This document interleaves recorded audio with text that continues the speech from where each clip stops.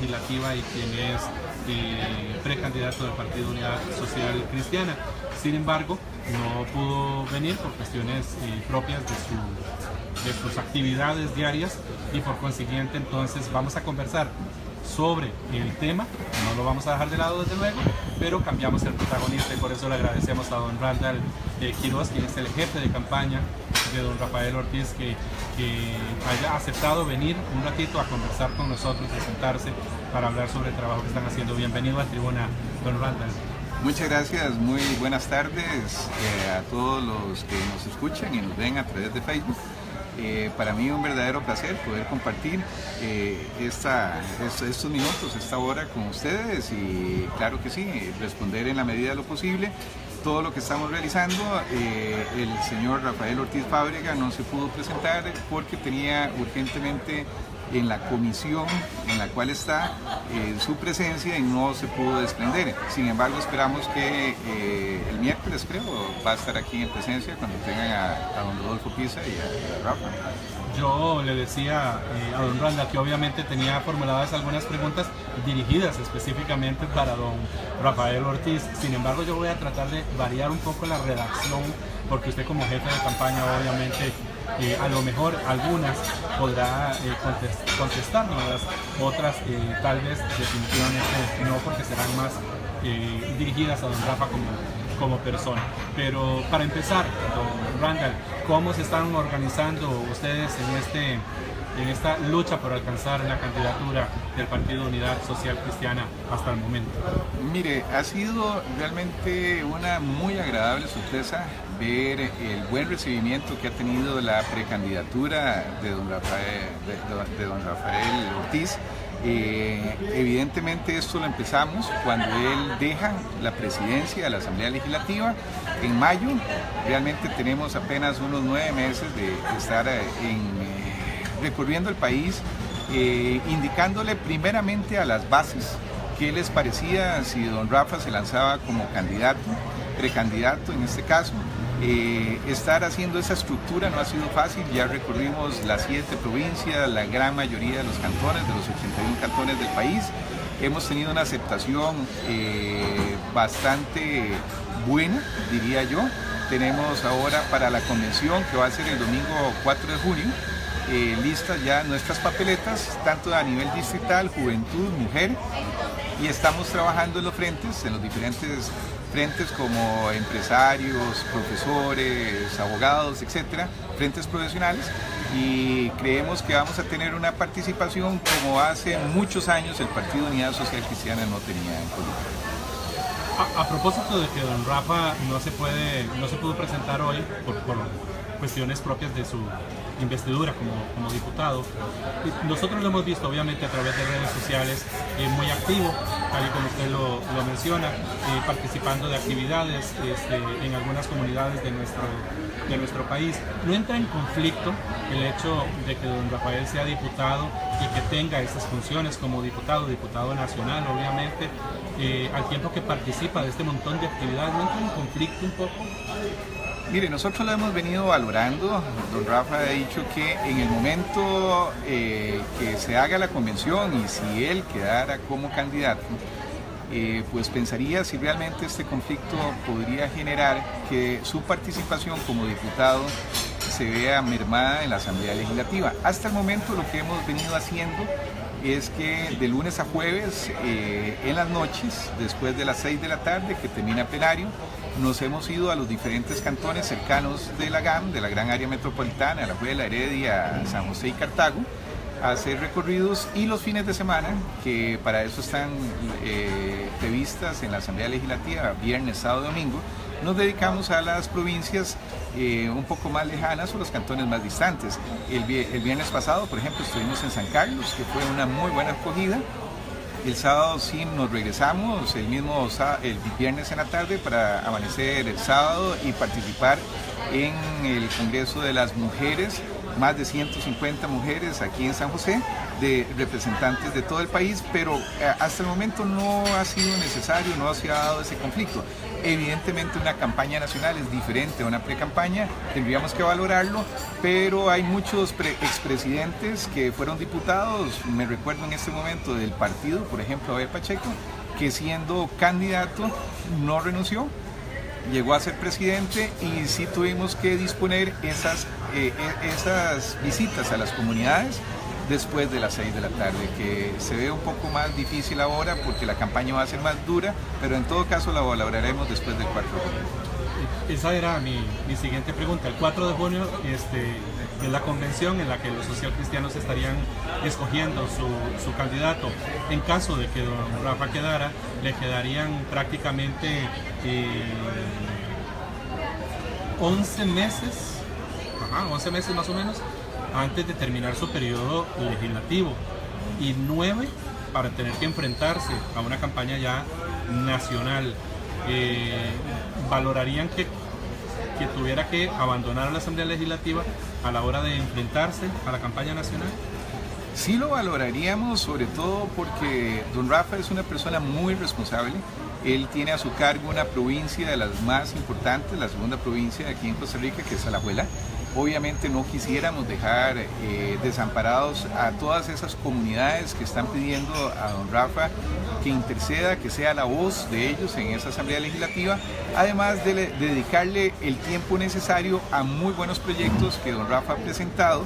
Estaríamos valorando si se podría ajustar eso con la candidatura, que va a ser una lucha feroz. Evidentemente creemos que la unidad tiene todos los méritos. Hicimos la catarsis, pagamos nuestros pecados y en esta campaña nacional podemos con la frente en alto verle la cara a los costarricenses, pedirles el voto, y por eso le indico y le reitero, valoraríamos si realmente don Rafa puede dedicarle el 100% a la candidatura o se puede repartir el 50% entre la Asamblea Legislativa sin dejar de ser responsable y no omitir aquel juramento que él lo hizo cuando asumió el puesto como diputado. Usted sabe que en algún momento determinado, en una de las varias visitas que don Rafa hizo a este programa, y me parece que fue antes incluso de ser electo diputado, él me decía que él siempre había sido un social cristiano, pero que nunca había militado más tan activamente dentro del partido, hasta el momento en el que obviamente es electo diputado ya. Y lo traigo a colación porque digamos que una figura como la de don Rodolfo Pisa sí es claramente identificado como ese social cristiano, partícipe, activista del partido. ¿Lo pondría o no lo pondría en desventaja? Y esta pregunta sí se la hago a usted como jefe de campaña. Claro, nosotros hemos visto que don Rafa sí representa ese sentimiento que los que hemos militado, porque aquí me incluyo desde 1977 en la convención Barzuna-Carazo. Yo ya estaba y era jefe de guías en Goigoechea. ¿Están sacando la edad, don Randall? Bueno, sí, ya, para que no haya mucha quebradera, 53 años.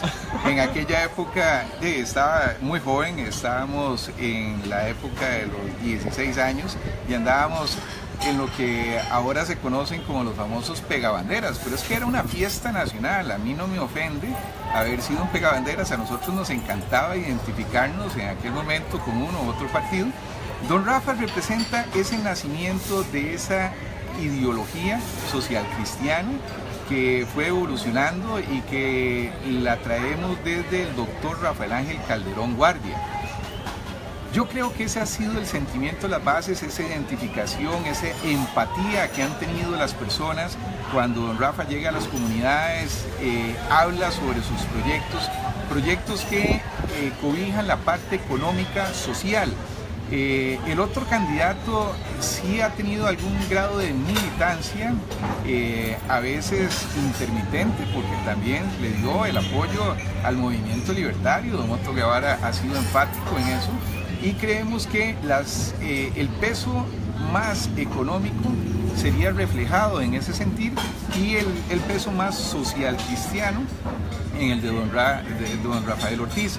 De ahí que yo sí creo que hemos venido ganando en estos últimos 9 meses esa empatía, ese favor de las bases, que a la postre en la convención es lo que más interesa. Hay que ser muy honestos y muy realistas. En una pre-campaña, en una convención, no toda la gente del padrón electoral está interesada en identificarse con un partido. Hoy lo vemos en esas encuestas que no son leíbles, no son realistas. La gente lo entrevista, dice una cosa y al final resulta otra. Lo vimos con el Brexit en Europa, lo vimos con el plan de paz en Colombia, en las elecciones de Estados Unidos con Trump. Entonces, para poder identificarse hay que identificarse con las bases, saber esa militancia, esa gente que le llaman los fiebres, que van a ir a votar, van a elegir el candidato. En esta primera, el 4 de junio es importantísimo y creo que don Rafa ahí le lleva una gran ventaja a don Rodolfo. El apoyo, por ejemplo, de expresidentes, de exdiputados, de diputados actuales, y digamos que don Rafa está en la Asamblea Legislativa y entonces se le ha visto obviamente el apoyo, eso es público, es muy visible el apoyo de algunos de sus compañeros de Parlamento. ¿Qué tan importante es contar con ese apoyo de expresidentes, de exministros, de figuras que son por tradición del PULS y que tal vez han realizado un buen trabajo en su función pública y que ahora digan, o que el propio don Rafa diga, fulano, sutano está conmigo? ¿Suma todo eso? Yo creo que es muy importante y sí suma. Y aquí el costarricense, después de este gobierno del PAC de don Guillermo Solís, creo que va a valorar el que una figura ya tenga en su equipo gente que tenga experiencia y sobre todo que no llegue a improvisar.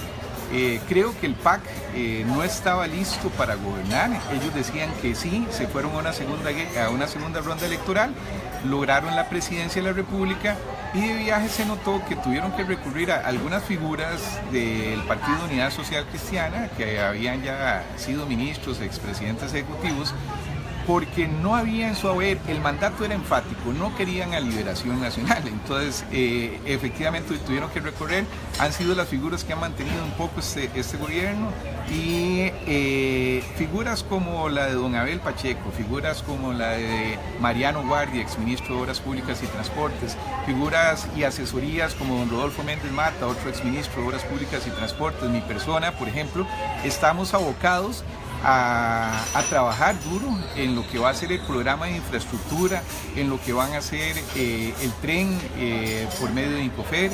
Hemos estado trabajando también con gente en el plan de seguridad.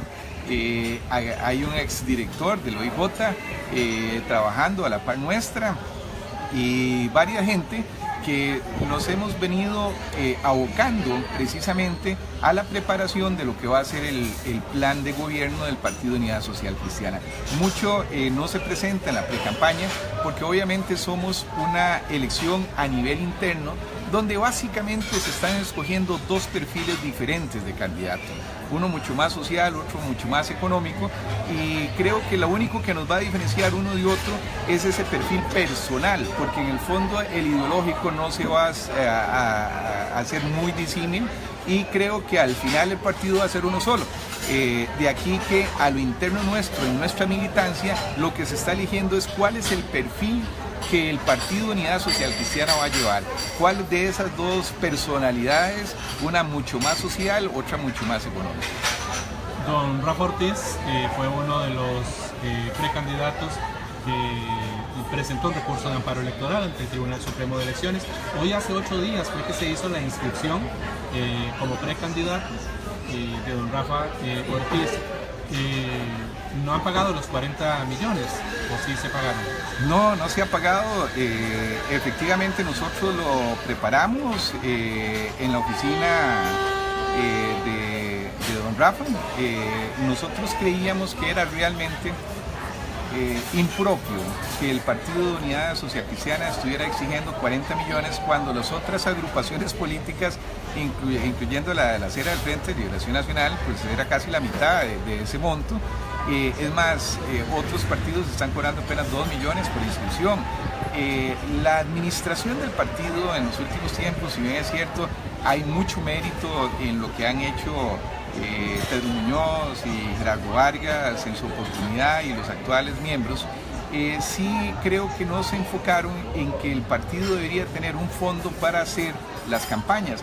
Básicamente con esas cantidades de dinero le estaban diciendo a las personas que solamente los que tenían plata o amigos con mucha plata podían ser precandidatos. Esta es una lucha por el fondo ideológico. Creo que el presentar este recurso de amparo hacía valer que también las bases pudieran, para ellos 35.000 colones por papeleta. Es que en los partidos como Liberación y La Unidad, que si bien es cierto hubo una reforma del Código Electoral, está diseñado de que se tienen que hacer asambleas distritales, que son más de 1000 distritos a nivel del país, 81 cantones, después las provincias y la Asamblea Nacional, donde ya la Asamblea Nacional no es la que eligen los diputados, sino son en las asambleas provinciales.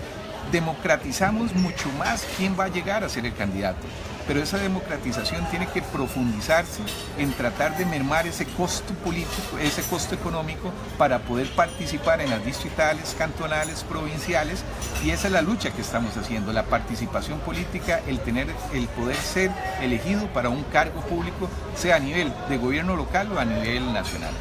¿Usted sabe si don Rafa Ortiz tiene amigos con mucho dinero?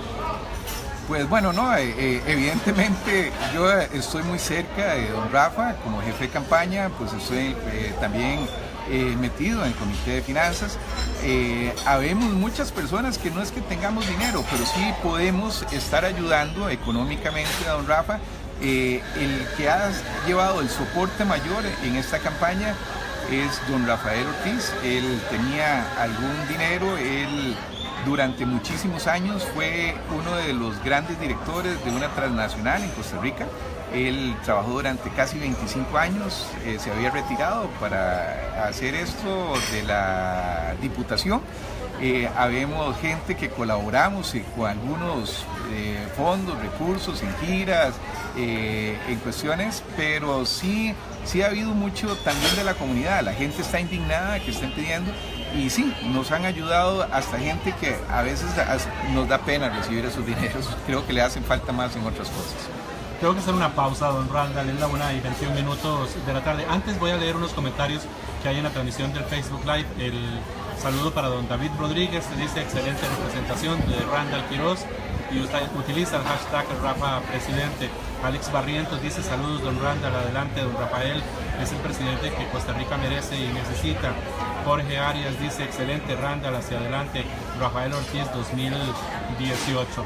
Estamos transmitiendo desde el Café del Club Unión, hoy conversando con don Randall Quiroz, quien es el jefe de campaña de don Rafael Ortiz. Vamos a hacer una pausa y cuando regresemos, entonces hablamos un poco de la parte de comunicación de esta campaña y de la forma en la que están trabajando ustedes. Pero hacemos la pausa y ya casi regresamos.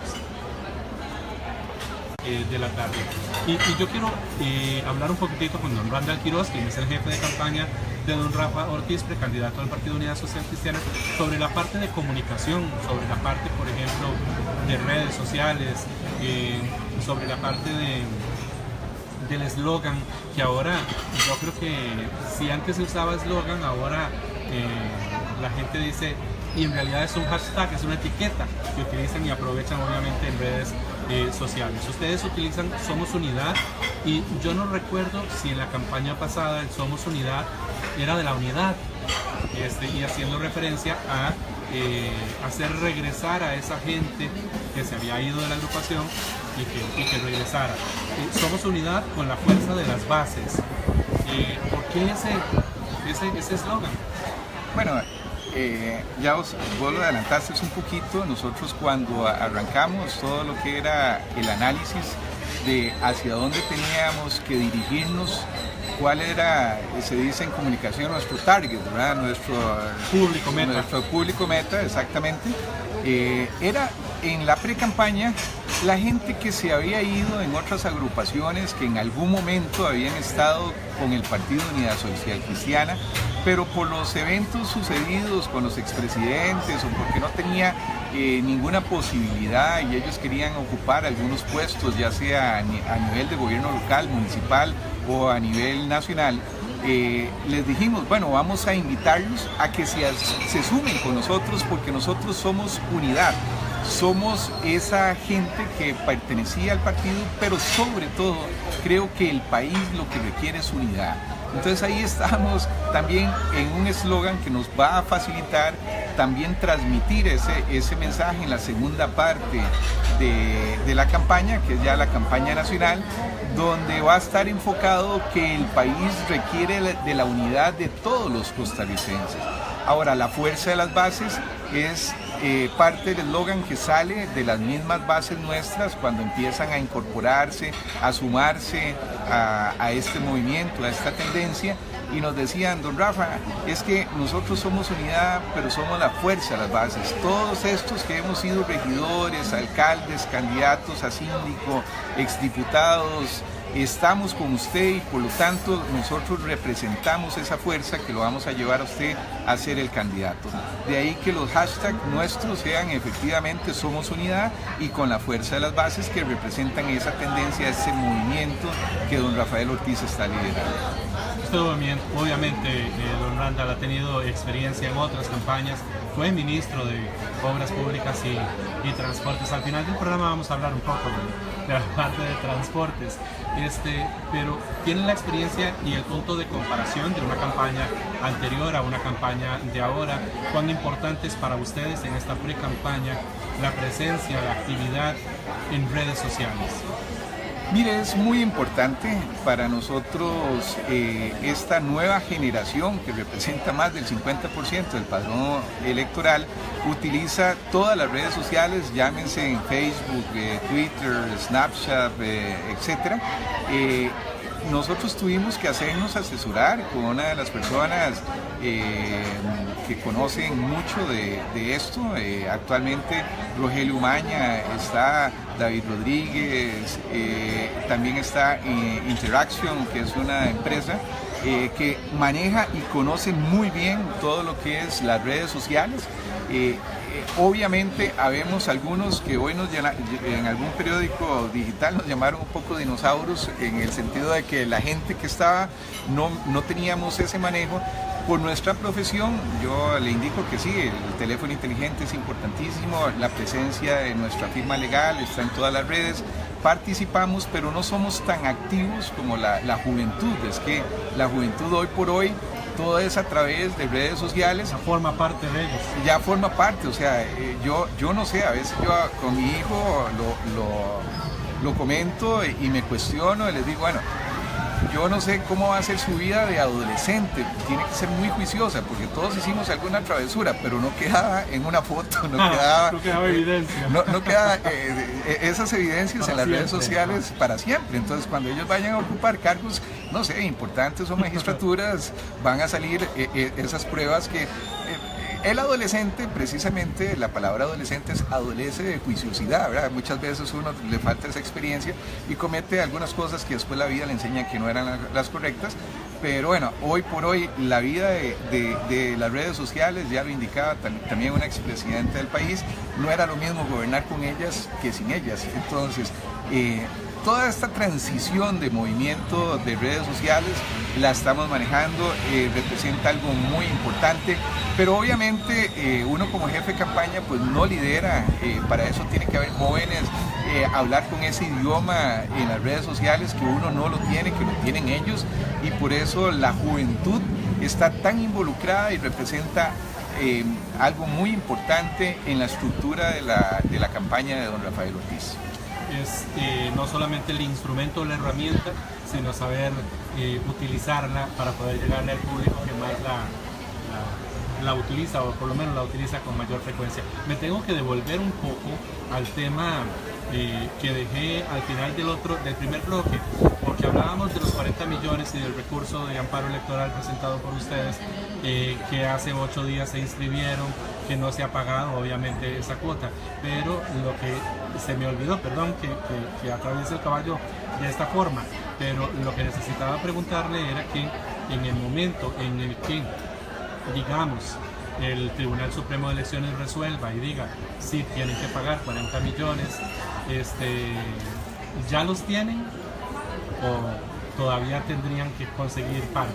Mire, nosotros en este momento lo que creemos es que la resolución del tribunal nos va a dar la razón en el sentido de que el dinero que se vaya a utilizar en la pre-campaña tiene que salir de la inscripción de los candidatos. El problema es que antes íbamos a ser 4 y ahora somos 2. Entonces, en su momento calculábamos que eso tenía que bajar, eran 100 millones entre 4 y ahora van a ser 100 millones entre 2. Entonces yo creo que el monto, si bien es cierto, va a ser muy cercano o tal vez, si se quiere, un poquito más. Sí los tenemos, sí tenemos los recursos para hacer el depósito, pero como le digo, esto es una cuestión de principios. El principio era que nos estaban poniendo gastos que se iban a utilizar con la inscripción del candidato que representaban otros aspectos que no eran convención. Y tampoco nos gustaba que las papeletas distritales tuvieran esos montos de 35.000 colones. Sin embargo, en el tiempo y en el espacio, al final nos inscribimos 2. Si se mantiene que los gastos van a ser 100 millones, que ellos van a tener que demostrar que esos 100 millones van a ser utilizados únicamente para campaña, pues estamos hablando que cada uno va a tener que depositar 50, a don Rodolfo le faltarían 10 y nosotros ya estamos haciendo los números y perfilando que muy probablemente ande alrededor de los 50 millones, pero sí tenemos el dinero. Se dice que aproximadamente la mitad de la población, un 50% de los costarricenses, no se identifican con una agrupación política. Si de la mitad que queda, o perdón, más bien, le pregunto, ¿cuán difícil es tratar de convencer a un 50% de la población, primero de que le interese la política, de que participe con un partido, de que participe con la unidad, y dentro de la unidad que participe con don Rafael Ortiz? El camino no es fácil, es duro. Aquí nos estamos realmente basando en el candidato. Las personas están buscando más la identificación y la cercanía con la persona más que con el partido. Obviamente esa persona tiene que tener un respaldo porque el código electoral y el formato está hecho para que al participar en política tenga que tener ya sea un partido provincial, cantonal o nacional respaldándolo. En el caso de Rafa, se ha venido preparando, como le digo, con asesores, gente de experiencia. Nosotros tenemos que llegar a ese público meta, convencerlos de que don Rafa, primero que nada, es una persona honesta, sincera, de frente, que tiene esa gallardía, esa firmeza para llegar a gobernar este país. Segundo, que tiene las soluciones y no por ocurrencias, sino que ya están analizadas por gente que sean palpables. Hoy por hoy, el público está cansado de promesas falsas y sería esa famosa ilustración en las redes donde sale don Luis Guillermo señalando un autobús que llegue más rápido a su casa, cuando no se tenía realmente un plan de contingencia. Aquí se requiere tener esos planes de contingencia que se conozcan, que se debatan, que sean además nacionales, que no importa el gobierno de turno que esté, se le dé continuidad, por Dios. Aquí no se puede estar esperando que cada 4 años, con cada cambio de ministro, las ocurrencias vengan en el área que sea, transporte público, obras públicas, economía, etcétera, salud. Eso no se vale. Aquí se le debe dar continuidad. Creo que uno de los éxitos de Costa Rica, ya no le digo ni siquiera de gobierno, sino de Costa Rica, ha sido que en los últimos, no sé, 8, 10 años, el Ministerio de Seguridad Pública ha tenido un mismo perfil casi de ministro y se ha continuado con la Escuela Nacional de Policías y que ahora tenemos una policía profesional encargada y capacitada para atender huelgas, y no eran aquellos barababucones, gorilas que le llamábamos antes, que con garrotes y gases lacrimógenos despechaban a las personas. Ahora ellos saben cómo actuar en una manifestación, hay una contingencia de mujeres, una contingencia de hombres, se respeta, el mismo ciudadano le tiene mayor respeto a la policía, aunque en tránsito requerimos más presencia policial, requerimos tener más plazas, y ahí se le ha visto más bien que no se le está respetando la figura de autoridad. En los últimos meses, como exministro de Obras Públicas, me ha dado mucha tristeza ver a los policías de tránsito en las tapas de los vehículos, porque la gente, y respetando la vida humana, es que ya ni siquiera es un mandato de que pare, es que es un ser humano quien está al frente. Literalmente se lo levantan y se lo llevan en la tapa del vehículo. Eso no puede ser. Acá hay un cambio de cultura, tenemos que volver al sistema educativo. Ahora, todo esto se lo digo a grosso modo porque es de forma holística. ¿Cómo logramos que don Rafael Ortiz pueda llegarle a ese target, a ese núcleo poblacional, convencidos de que tenemos la mejor gente? Tenemos que trabajar, y para eso vamos a recurrir a todas las herramientas de redes sociales y los meses que nos faltarán, pero creemos que lo vamos a lograr. Algunos analistas políticos señalan que una contienda interna en cualquier agrupación política puede fragmentar el partido como tal, o representa un desgaste para el partido, porque hay una lucha interna. ¿Cómo evitar que en la unidad esto pase y que después de que elijan el 4 de junio un candidato a la presidencia de la República, hagan lo que dice el eslogan: sean unidad? Mire, nosotros estamos convencidísimos, y por eso estamos realmente ceñidos en que se hiciera una convención, porque lejos de fragmentar, va a calentar las bases, va a hacer el despertar de esa estructura que estuvo dormida durante muchos años. Vamos a poder demostrar que el partido nuevamente es un partido que puede aspirar a gobernar el país, como ya lo hizo durante varias ocasiones, más de 3, y que efectivamente ese calentamiento de las bases nos prepara para casi 8 meses después irnos a una elección a nivel nacional, a enfrentarnos ahora sí al electorado, para decirles: tenemos el mejor partido, tenemos al mejor candidato, tenemos las mejores respuestas que Costa Rica requiere en toda índole, en materia de salud, en materia de educación, en materia de infraestructura, en materia de economía. Tenemos que convencernos primero a las bases, por eso la fuerza de las bases, y para después llegar a ser Somos Unidad, una unidad nacional, una unidad como país. Será un buen fogueo, dice don Randall. Eso, mira. Vamos a hacer la última pausa, don Randall Quiroz, jefe de campaña del precandidato del Partido Unidad Social Cristiana, don Rafael Ortiz. Es la 1:38 de la tarde. Cuando regresamos, hablamos un poco sobre la parte de participación de jóvenes y participación de la mujer, a raíz de que la semana pasada se conmemorara el Día Internacional de la Mujer, y unas declaraciones que diera también don Rafa Ortiz en relación a las mujeres. Pero hacemos la pausa y ya casi regresamos. Hasta el Café del Club Unión, conversando hoy con don Randall Quiroz, jefe de campaña de don Rafael Ortiz.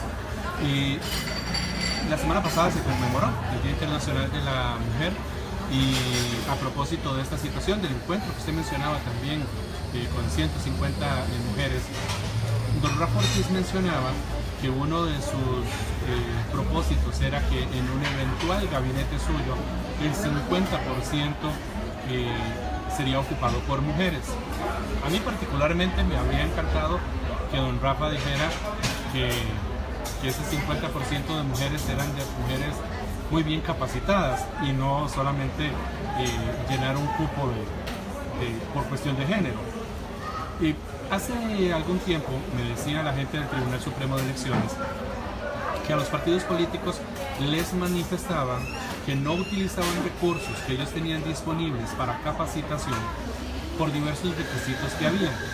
Uno de ellos, contar con esa equidad hombres y mujeres para poder acceder a los recursos de capacitación, porque decían: no tenemos mujeres.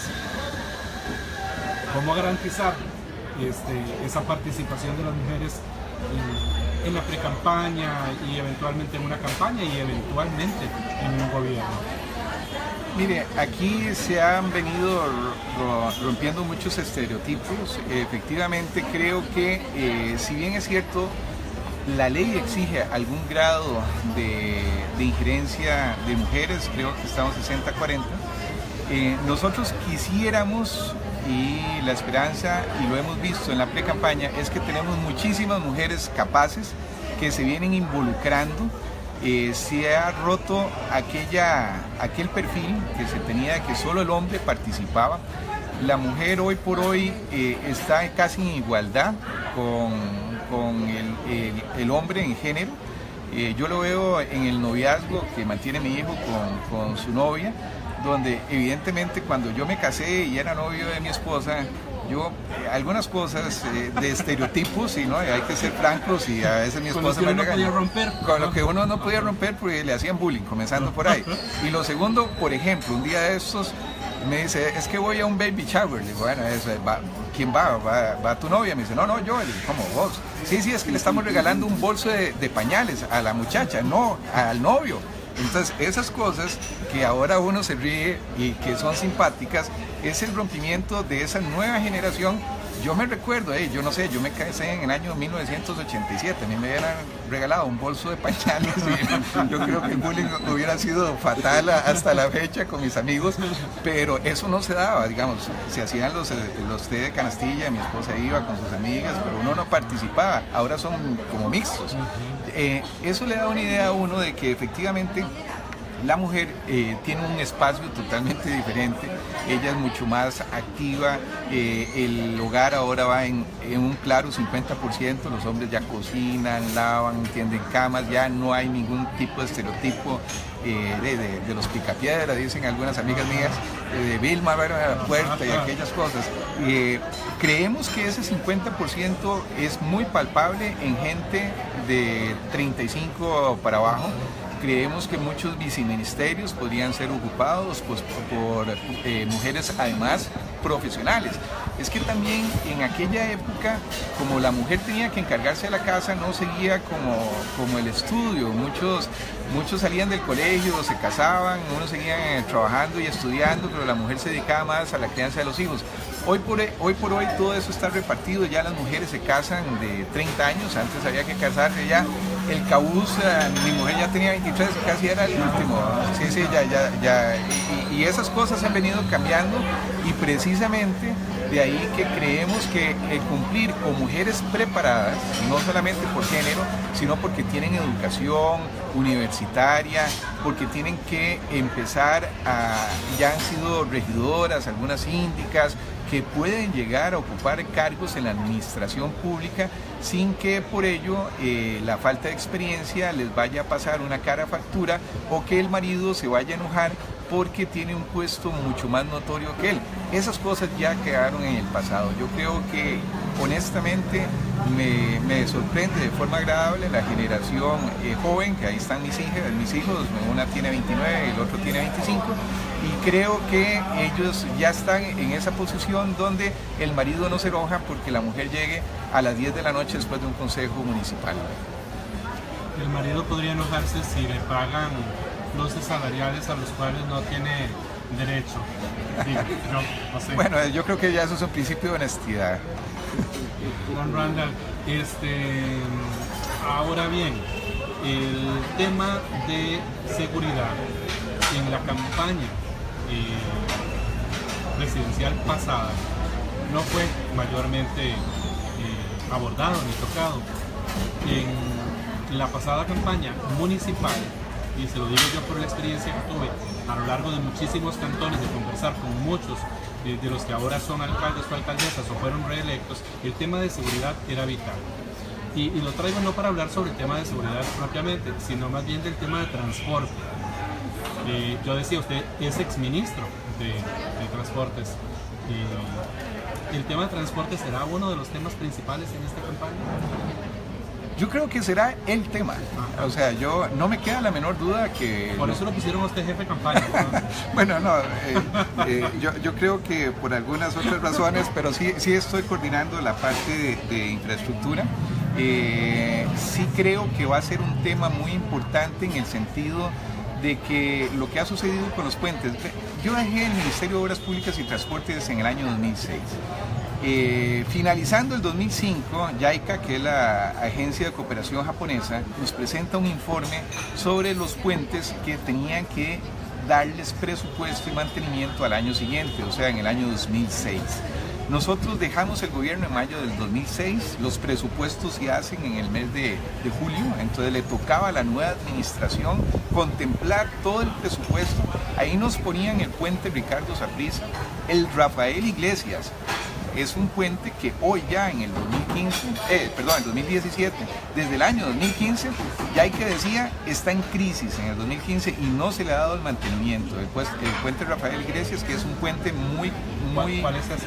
El puente que va hacia Grecia, que es un arco, que ha sido un puente que un día de esto salió en uno de los periódicos de Revista Dominical, muy interesante porque en 1973, cuando se hizo ese puente, fue baluarte en Latinoamérica, pero es un puente costosísimo, precisamente por la forma y la estructura que está, y aquí todo el mundo ha pateado la bola, porque eso vamos a ver hasta dónde dura, y efectivamente ya no se puede patear la bola en infraestructura en este país. La gente puede estar molesta por los cierres y por las ampliaciones, pero Costa Rica tiene que pagar ese precio tan alto al haber relegado el avance y el mantenimiento en materia de infraestructura, sobre todo en puentes. El Ricardo Saprissa, el Rafael Iglesias, el famoso puente de La Platina, aunque ahora tenga un nombre muy bonito, el nuevo puente Heredia, que también ahora le pusieron un nombre muy rimbombante, pero todos esos puentes se le tenía que haber dado el mantenimiento ya en alerta roja desde el año 2006. Pasaron 10 años antes que se pudiera reconstruir el puente como se decía que tenía que hacerse en aquel primer informe de finales del 2005 de la Agencia de Cooperación japonesa. Y les traigo a colación esto para decirles que no se requieren tantos estudios, los estudios existen dentro de los ministerios. El Ministerio de Obras Públicas y Transportes está saturado de esos informes que le tienen que decir qué hacer. Ahora también está el Colegio de Ingenieros junto con la NAME diciendo cuáles son los puntos que se tienen que tocar de emergencia. Y la gente sigue insistiendo en no hacer caso, por Dios. Yo sí creo que el ministerio que va a ser el tema focal del próximo gobierno, que es el de Obras Públicas y Transportes, no se le dio la prioridad, que fue una de las promesas incumplidas. Se tenía que volver a centralizar ese poder en el Ministerio de Obras Públicas y Transportes, que hoy existe solamente como un cascarón. Ahora hay 5 consejos, eso era como el señor feudal y el rey recurriendo a esos feudos para financiar sus guerras. El Consejo Nacional de Vialidad, el CONAVI, que fue uno de los temas también en este gobierno y su posible intervención. Efectivamente, que desgraciadamente vamos a llegar al final y no se va a ver ninguna reforma. Entonces son feudos donde el CONAVI, el COSEVI, el CTP, entonces Consejo de Seguridad Vial, Consejo de Transporte Público y Consejo Nacional de Vialidad caminan por aparte. Entonces usted va a hacer una carretera y hay que pasar ese plano por 3 o 4 consejos. Entonces, por Dios, eso es tener 5 departamentos de planificación. Entonces está planificación del CONAVI, del CTP. Entonces, haces una carretera, el CONAVI hace la carretera, pero no tiene nada que ver con las bahías, porque eso es del Consejo de Transporte Público. Entonces hay que pasarlo después al Consejo de Transporte Público. Bueno, pero después, no, todo lo que son los puentes peatonales, eso es del Consejo de Seguridad Vial. Y si está cerca de un aeropuerto, váyase entonces al Consejo Técnico de Aviación Civil. Eso no puede ser, y si hay algún factor de concesión, entonces al Consejo Nacional de Concesiones. Por eso es que aquí no se construyen carreteras, pasan 7 años los planos dando vueltas por todo el ministerio y los diferentes consejos. Aparte del tema de transporte, ¿qué otro gran tema visualizan ustedes y que don Rafa debería de estarse preparando montones con respecto a ese, porque saben que estará presente en esa campaña? Otro gran tema es el régimen de las pensiones. Evidentemente la gente está muy preocupada. Costa Rica viene envejeciendo y no se viene renovando. Cada vez las familias son más pequeñas. En mi casa mis padres eran 7, después nosotros éramos 3, ahora son 2 y ya mis hijos, yo no sé si van a tener hijos o no. Ahora la moda es como no tener hijos. Efectivamente, entonces eso hace que la pirámide, ¿verdad?, de las pensiones le dé vuelta. Entonces al final vamos a tener una población muy vieja sustentada por casi nadie. Si nosotros no le ponemos atención, ¿cómo vamos a hacer para darle la atención médica a esa persona adulta mayor? Y es que uno lo ve ya mis padres ya son grandes, bueno, mi madre murió, pero mi padre tiene 83 años, requiere más atención médica, tiene más gastos hospitalarios. Tenemos una caja costarricense de Seguro Social que hasta hoy está muy bien en lo que es la consulta interna, no así en la consulta externa. Eso es otro tema que sin lugar a dudas nos hemos venido preparando, estudiando para ver cómo podemos entrar. ¿Tendrá ventaja don Rodolfo Pisa por el hecho de ser expresidente precisamente de la Caja del Seguro Social? Mire, yo no le vería, tiene el mérito de haber sido presidente ejecutivo, como dice algún político, ya pasó por donde asusten. Sin embargo, obviamente se le podrá reclamar, o la gente a veces, lo he visto en los conversatorios, qué fue lo que se hizo y por qué no se le siguió con lo que se pensaba, porque ya desde entonces se veía que el problema, de hecho en el gobierno de Miguel Ángel Rodríguez se crea la Ley de Protección al Trabajador y las pensiones complementarias. ¿Por qué la caja no continuó? ¿Por qué no se siguió vigilante? Fueron pecados que efectivamente se dieron. Es la suma de muchas cosas. Creo que don Rafa tiene una visión muy renovada, en una experiencia multipartidista. Llegar a acuerdos y consensos en una asamblea de 9 fracciones y llegar a ser el presidente y salir muy bien con proyectos, habla lo preparado que está para entrarle a problemas tan complejos y tan disímiles como son el régimen de pensiones, donde vamos a tener que enfrentar a sindicatos, donde vamos a tener que estar hablando con los empresarios, donde las uniones médicas van a estar muy atentas de lo que se vaya a realizar con la Caja Costarricense del Seguro Social. Entonces yo creo que si pone la balanza del peso y contrapeso, si bien es cierto ya uno fue presidente ejecutivo, el otro tiene la ventaja de haber estado en la actualidad de un gobierno tan fraccionado. Excelente. Don Randall, agradecerle de verdad, la 1:54 de la tarde, agradecerle que nos haya acompañado esta tarde. Ahí nos estaremos viendo y hablando, porque esto todavía va para largo, aunque ya casi es. Y nosotros estaremos como espacio de comunicación presente en este proceso. Muchísimas gracias de verdad por haber compartido con nosotros esta tarde. No, a ustedes por haberme invitado y un placer haber estado compartiendo. Gracias. 1:55 de la tarde, nosotros nos tenemos que despedir.